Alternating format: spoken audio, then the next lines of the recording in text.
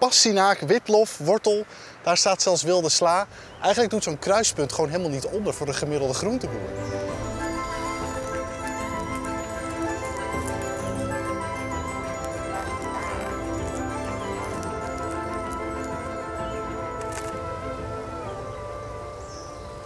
Hoi Rogier, ik rijd dagelijks van en naar mijn werk door de Flevopolder en dan zie ik die duizenden gewassen staan. Aardappels, uien, wortels, bieten, noem maar op. Van alles, de hele polder staat er vol mee. En opeens vroeg ik mij af hoe het nou komt dat die planten zich verspreiden in het wild, maar de groenten en gewassen die in die velden staan eigenlijk niet. Althans, ik zie ze nooit. Nou weet ik wel dat al die groenten gerooid worden en opgegeten, maar zo nu en dan blijven er altijd wel een paar exemplaren achter. Hoe kan het nou dat die groenten of gewassen zich toch niet gaan verspreiden in het wild? Nou, vriendelijke groetjes, Sabine Derksen uit Zeewolde. Nou, het heeft eigenlijk verschillende redenen. Als eerste, inderdaad, het grootste deel van die gewassen wordt gerooid. En dan komen ze niet tot bloei, kunnen ze geen zaadjes maken. Maar de belangrijkste reden eigenlijk is dat die planten, die zijn zo ver doorgekweekt dat ze niet goed meer in het wild kunnen leven. Je kan het eigenlijk goed vergelijken met bijvoorbeeld een Chihuahua of een Sint-Bernardhond. Die zijn direct afkomstig van de wolf. Een wolf kan zich prima redden in het wild, want die heeft een wild karakter. Die kan goed rennen, die kan goed jagen. Maar een Chihuahua, als je die uitzet in de Veluwe, gaat die gewoon vrij snel dood. En dat geldt eigenlijk ook voor deze gewassen. We hebben ze zo gevormd naar onze wensen, dat ze ons ook heel erg hard nodig hebben om te kunnen overleven. En zonder ons gaan ze gewoon hartstikke dood.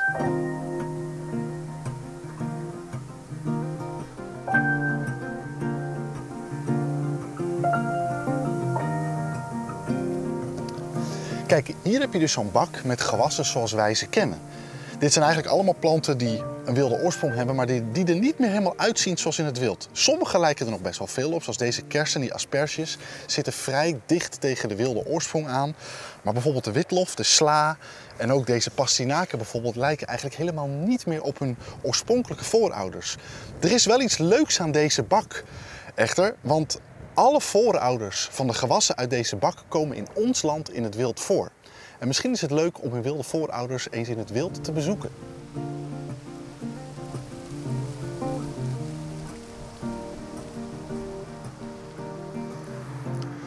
Nou, om die voorouders van onze groentes te vinden hoef je helemaal geen moeilijke expedities te ondernemen, want ze staan echt overal. Van natuurgebieden tot in de binnenstad en zelfs hier aan de kant van de weg vind je voorouders van 2 van onze groentes. We beginnen bijvoorbeeld met deze, met de witte bloemen. Je moet ze vooral wel herkennen, want die staan allemaal planten die lijken op elkaar. Maar hier staat een plant waarvan als je de bladeren ziet, dat ze duidelijk lijken op die van de wortel. Zo, kijk. Dit is de wilde peen, de voorouder van de wortel. Als ik er even een gewone wortel bij pak, dan zie je al dat er best wel wat verschillen zijn. Allereerst is het vooral het formaat. Deze wortel, gekweekte wortel, is veel dikker. En dat is logisch, want als we iets willen kweken om te eten, dan willen we er natuurlijk het liefst zoveel mogelijk te eten aan hebben. De smaak is ook anders. Deze is een stuk bitterder. Eigenlijk zou ik de wilde wortel nooit zomaar eten, terwijl deze lekker zoet is. Maar het meest in het oog springende is de kleur. En dat is iets waar wij Nederlanders best trots op kunnen zijn. Want wij Nederlanders houden van oranje en wij hebben ervoor gezorgd dat die wortel oranje is geworden. Toen wij zijn begonnen met deze plant te kweken, kweekten we hem in een veld. En als je dan duizenden planten krijgt, vroeg of laat komen er een paar planten uit die beter zijn dan de rest, die dikkere wortels hebben. En als je die nou niet opeet, maar gebruikt voor de volgende generatie, krijg je na een hele hoop generatie een wortel die steeds dikker en dikker en dikker wordt. En ook de smaak kan je aanpassen. Een wortel die steeds zoeter en zoeter en zoeter wordt en zo ook de kleur. Wij Hollanders hebben de wortel dus oranje gemaakt, maar zou de wortel bijvoorbeeld in China zijn ontstaan, dikke kans dat hij dan rood was geweest en de hele wereld de wortel kende als een rode groente. Nou, er staat hier dus nog een groente tussen, eigenlijk veel algemener.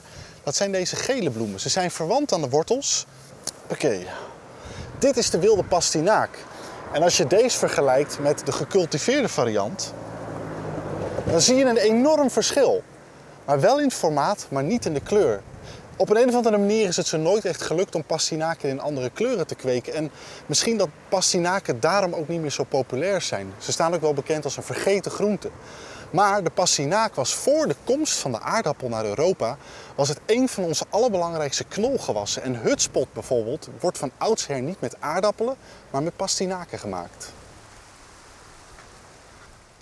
Nou, dit zijn dus 2 groentes waarvan we de wortels eten, maar er zijn natuurlijk ook groentes waarvan we de bladeren eten. En eerlijk gezegd heb ik wel zin in een frisse salade.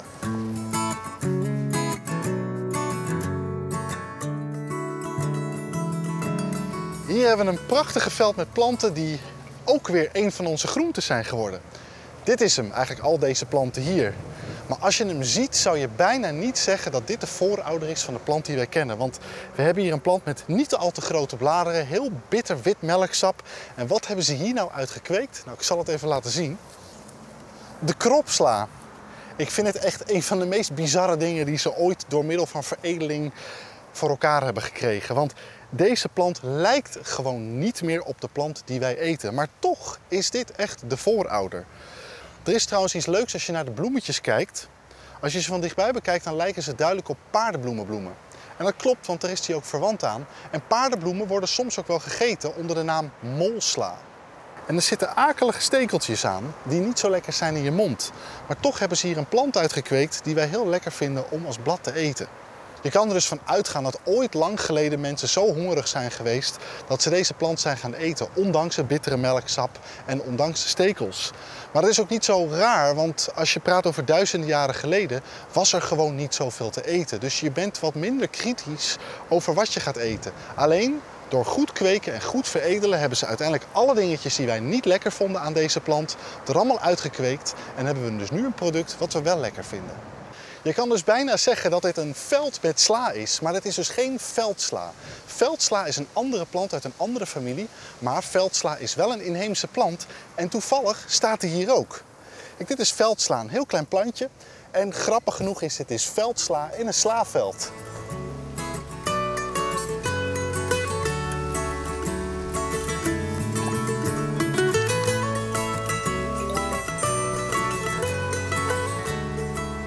Een andere plant die ook familie is van de paardenbloem, net als de sla, is deze. Dit is de chicorij.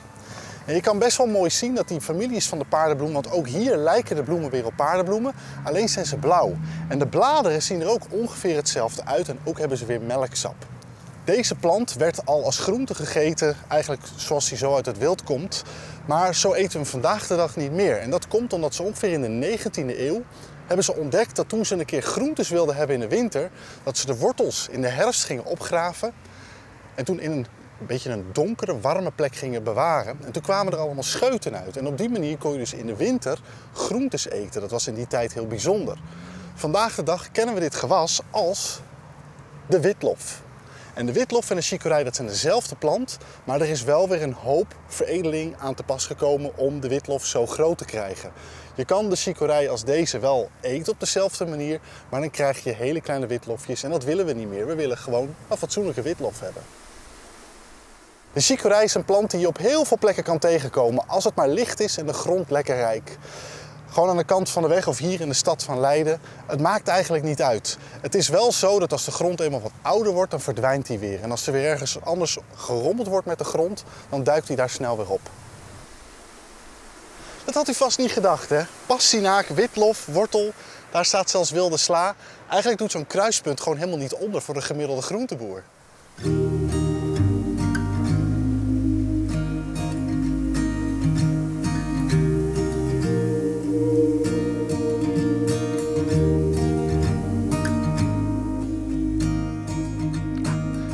Er is geen Nederlandse groente zoveel aan één bepaalde provincie gebonden als de asperge. En dan heb ik het natuurlijk over Limburg. En de asperge doet misschien een beetje Fransig aan, maar toch is het een echte hele Nederlandse groente. En komt die overal in onze duinen voor. Zoals hier hebben we een wilde asperge. Ik heb hier een bakje asperges van de groenteboer. En dan kan ik even uitleggen wat nou precies een asperge is.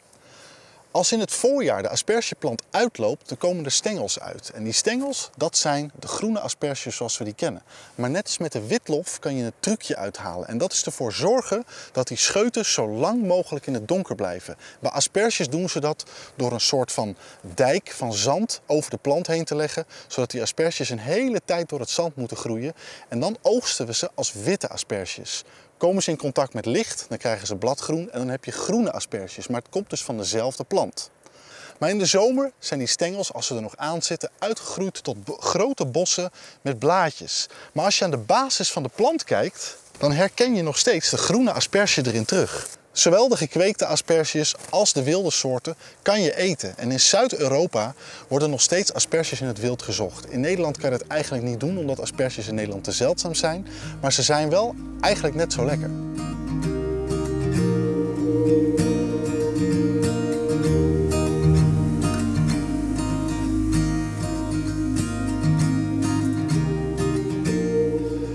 Dit soort gewassen hebben dus echt heel veel aandacht en liefde nodig om zo mooi te worden. En dat wij ze aantrekkelijk en lekker genoeg vinden om te kopen. En deze wortelen bijvoorbeeld gedijen dan alleen maar goed in een monocultuur, waarbij de onkruid en ongedierte alles onder de duim wordt gehouden en deze planten voldoende voedsel hebben gekregen. En zonder al deze verzorging en extra liefde hebben deze planten dus heel zwaar en kunnen ze dus niet overleven. Nou Sabine, ik hoop dat dit een antwoord was op je vraag. Als er nou andere mensen zijn met ook een vraag, stel ze gerust aan alles wat bloeit.